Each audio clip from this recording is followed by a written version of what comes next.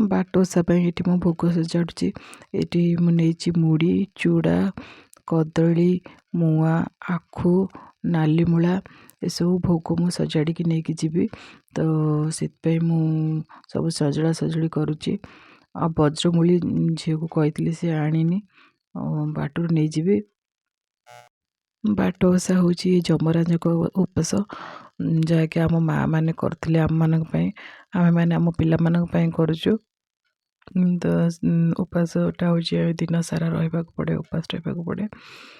तो ये भोग भाग मुझे सजा सजाड़ देती। एबे ठाकुर पाखक आम आसीचु। देखु केमती सब सजासजी होती।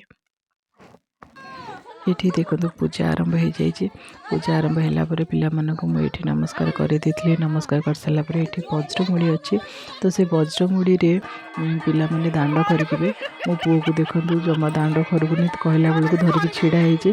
मो सान झी आउ बड़ झी दीज जाके खरकिले दांड तापर बड़ झी धरिकी खरकई दूची। ये ओषाटा बाट ओषा जेहेतु यहाँ बाटर पूजा हुए माने रास्ता उपरे पूजा हुए। पूजाटा शेष हो जाए। शेष होगा पिला यहाँ दांड खरका चलती। दांड खरका सरीगला आम घर को जीव पुणी देखा नेक्स्ट ब्लॉग रे। रोज नमस्कार।